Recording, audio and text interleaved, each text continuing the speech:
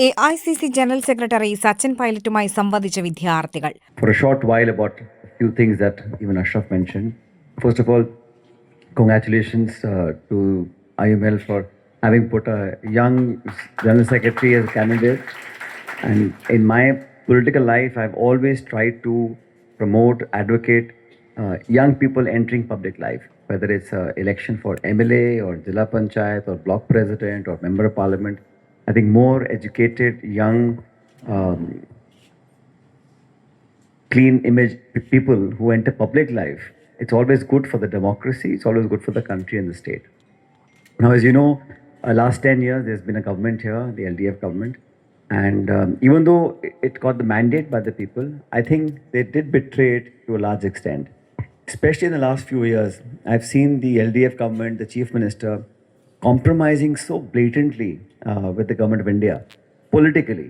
It's okay for a state to ask for funds, for relief, for budget, for grants, for programs, for schemes. But this political alignment is something that betrays the belief and confidence that the people of Kerala.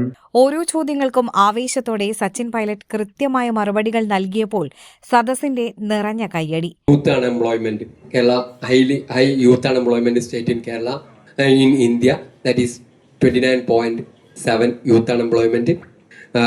In your opinion, what policy changes are needed to make Kerala economy more productive and employment oriented? IT sector, so many opportunities, tourism. But what is required is the priority of the government. If the priority of the government is to save those people who've stolen gold from Sabrimala temple, if the priority is to get your case deferred in Supreme Court, is a priority to make your son-in-law, daughter, everybody, ministers. So what is the priority? If your priority is job creation, it can happen. It's not impossible. I think when we come to power, UDF, this will be the top things. And this is something that Rahul Gandhi ji is extremely concerned about. Young people getting gainfully employed. Last point, you said jobs. So when you get employed, there is of course unemployment. Then there is underemployment. So you qualified for a lot higher, but because of lack of opportunity, you take a much lower job. That also is as harmful for the person's prospects and for the future. So we have to mend those policies, make sure that job creation happens. And there is no, the only way it will happen is not when very large companies come. That's fine, blue chip companies, manufacturing, but you need SMEs, small scale enterprises, you know, those companies which employ 20, 30, 50, 80 people. Those are the ones that are really the power engine of how an. So, as a champion for youth leadership and civic participation, you have proven that the young people deserve a seat in the decision policy making table. So, what core principle should the youth of India should adopt to build a character, responsibility, and necessary to lead the nation as effectively as you have? It's a very general question, but I think that responsibility is as important as opportunity. Sometimes you get the opportunity, but you don't take it as seriously as you should, and you're not responsible enough. I think young people have to be mindful. Once you give him a job, for example, if he will win this election. Once he wins this election, now it's his responsibility to listen to everybody, do as much as possible, use the resources at his disposal to do the developmental work that he just talked about. That's responsibility. And I think beyond responsibility, what defines a person is character. If you say one thing, you do something, and you think something else, it can't last very long. People can see through. Today, it's not possible to act in a certain way, to say certain things. You know, this double thing doesn't work. So what young people need to do, I think, in our country, especially, and I'm not young anymore, but people who are much younger than me, is to develop that character. It's not easy. You'll be tested, you'll be challenged, and easier way out is to change. So, and I'm just talking in terms of politics, because that's the question you were asking. It's very easy to say the most popular thing. But don't forget, the most popular thing sometimes may not be the correct thing. Okay? It takes a lot of perseverance and self-belief to say something that is correct but not popular. You may not gain votes, you may be criticized, but in your heart you know what is right. Now that character it comes through family values. It comes through strength of believing in yourself. So I think job, employment, making money, everything is important. But this sense of responsibility and a character that you can be proud of, and ultimately in the long run, short term, it's very easy to take popular stand. People are saying something, you say yes, yes, yes, I agree with you, and everybody claps.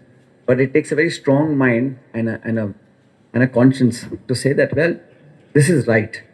It may not be popular today, but I stand by what I believe in. In the long run, it helps you develop character, and people ultimately respect that. They may not cheer for you, they may not applaud you today, but in the long run, they come back and say, well, here's a man, here was a woman who stood by what she believed in or he believed in.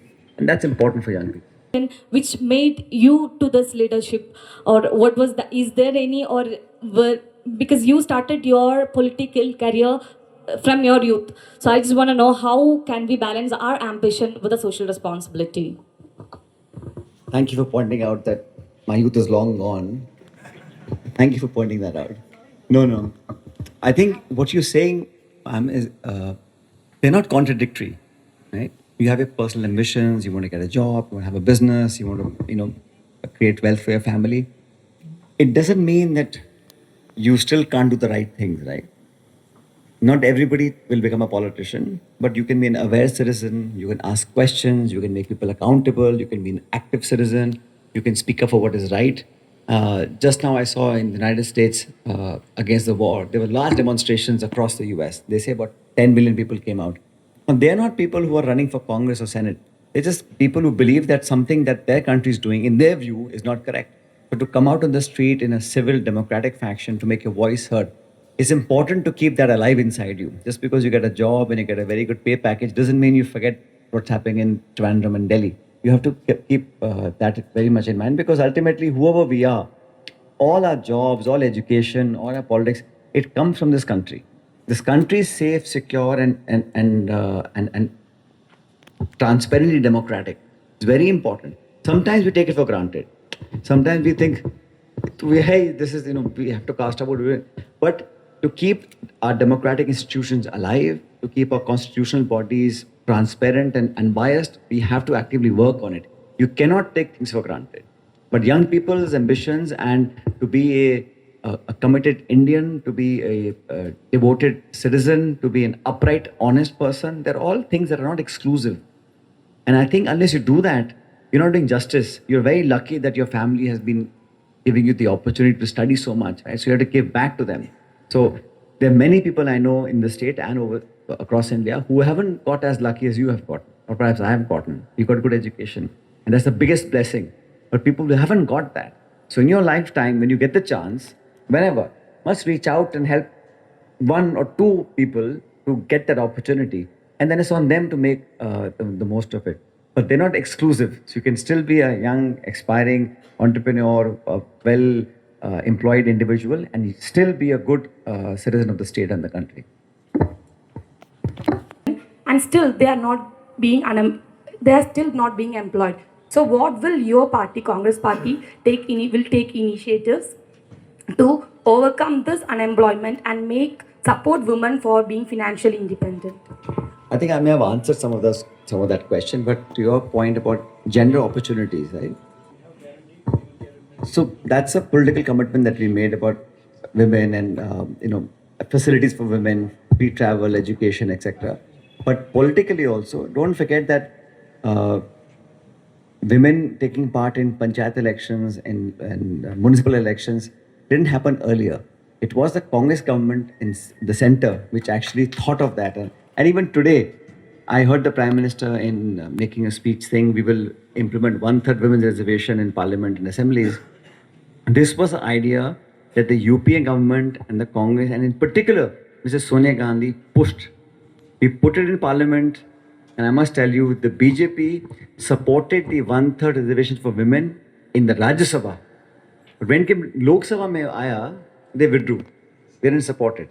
Just like they opposed FDI in retail, now they support it. They opposed FDI in defense, now they support it. They opposed GST, now they support it. They opposed direct benefit transfer, DBT, now they support it. So this women's reservation, fully opposed in Lok Sabha.